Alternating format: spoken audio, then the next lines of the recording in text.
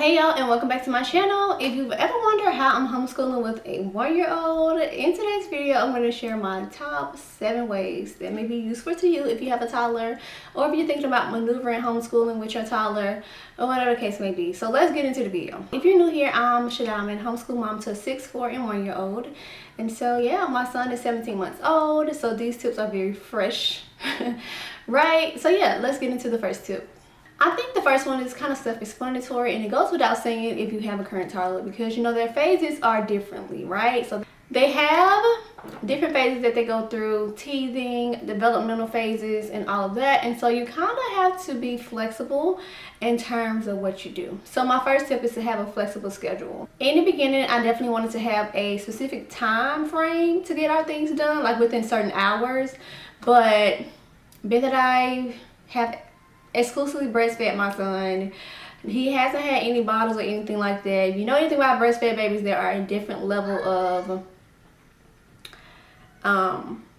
effort, I would say that. A different level of effort that's required, right? And so with breastfeeding, it can be, you know, very tiresome. I've learned to just be flexible. There are some days where my son needs me a little bit more in the morning times, and I have to move homeschool to the later part of the day, you know, in the evening, or sometimes even at nighttime. And so it's like toddlers are needy, right? You have to keep them entertained. They have short attention spans and they want to be involved. And so having something super strict where you're not able to give your toddler what they need is not going to be the best in terms of, you know, finding a homeschool rhythm. Now, I will say to be very flexible in terms of what you actually teach as well, because if you are specifically, you know, wanting to work on XYZ and on a specific day you can't do that and you don't have any other plans, you can feel like you're failing at homeschooling. But in actuality, it's just a different phase of life going on that requires a little bit more in one area than the other, or it requires you to kind of like freestyle a little bit. So that's my first tip, is to have a flexible schedule. My second tip is going to spend time with them in the morning. Let them get that time early in the morning. Of course, if you co-sleep or they sleep in the room with you, whatever the case may be, that's typically going to be something you do every single day anyway. And so get up with them, you know, let them eat their first meal, nurse them, whatever the case may be. Talking about toddlers, people still nurse on toddlerhood. I'm still nursing, so yeah. Spend time with them, nurse them, you know, feed them, whatever the case may be. If you have little activities that you like them to do, you can get them started with that. But just spending that time reading a book, whatever the case may be, but to show them that love in the morning. Let them know that you want that bonding time as well, because I know sometimes, like, if you get up and you're not paying your toddler attention, they're going to make you pay attention, whether they act out, whether they're crying, whether they're bothering their siblings, or whatever the case may be. My third tip is going to be to get them involved. So with my son, who's 17 months, he just loves to be in the mix of whatever we're doing. He loves to be around me.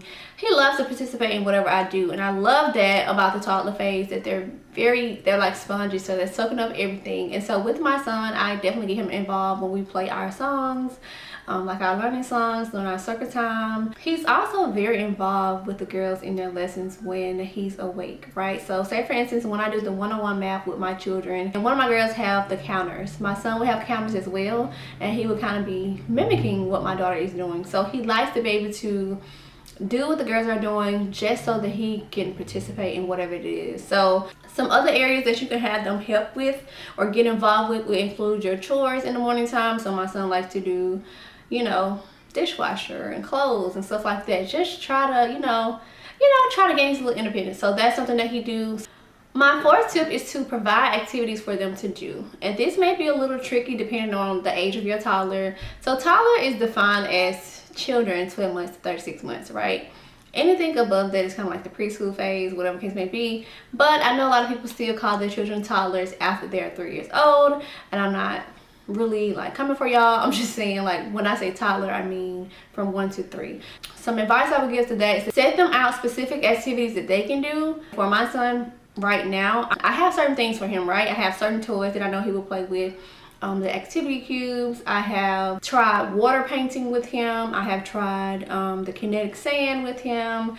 I have his poses and things like that. And so I express a few ways that I keep him entertained in my other video. So I'll link that up so you can go watch that video. But yeah, having specific things that they can do. Now when my children are drawing or coloring or whatever the case may be, or even write on a dry erase board, he wants to do that as well. So I will get him his own little sheet of paper or print him out something that he can do with the girls to make him feel involved and that he's taking part in learning as well. Now in terms of the dry erase board, of course I shared that I just let him scribble. We have a few different boards here, so I just let him take part into things that's not going to be disruptive, right?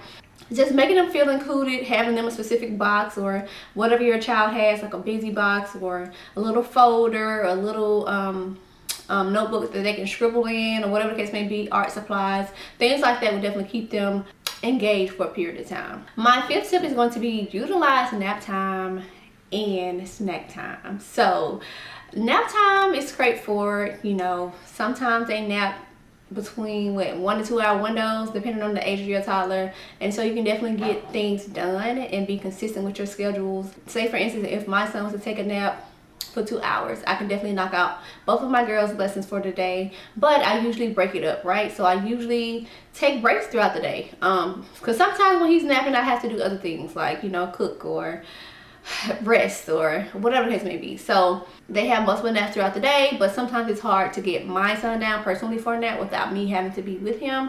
So nap time is not always optimal for us to do homeschooling. I usually just do it throughout the day, and sometimes he's awake, he's right in the mix of it, but nap time is good because you have a long stretch of time that's more predictable than the rest of your day. I also included snack time because toddlers eat super slow, or at least my son do. So I can give him his little snack, put him in his high chair, or put him at his little wingman table, and he'll just be munching away. And it gives me at least 5 to 10 minutes to get things done. And so if I'm doing a mini lesson with one of my girls and I just need to give them instruction, I can do that during that time because I know that my son is, you know, he's sitting down and he's actually busy doing something that he can do, right? He's not getting into anything. And so that's that. Now I'm not giving you advice on to leave your child unattended or anything like that. He's always within my eye range or right beside me when he's doing these things, but he's not like grabbing anything, he's not touching anything, you know, whatever it may be. He's not being a big disruption. He's not being disruptive, that's what I'm looking for. My last tip for this video is to utilize siblings, right? So say for instance, if your child has older siblings, you can have them play with your child one-on-one. So I can have my son play with my 4-year-old while my 6-year-old is doing homework, and vice versa. They can switch out. And so this just gives them other things to do. That's not, you know, it's fun, it's a bonding time. They're learning things as well. And so yeah, now I'm gonna cut this video short, but those are my top 6 tips on how to homeschool with a toddler. Just be flexible. Like, this phase does not last forever. I will definitely see you guys in the next video.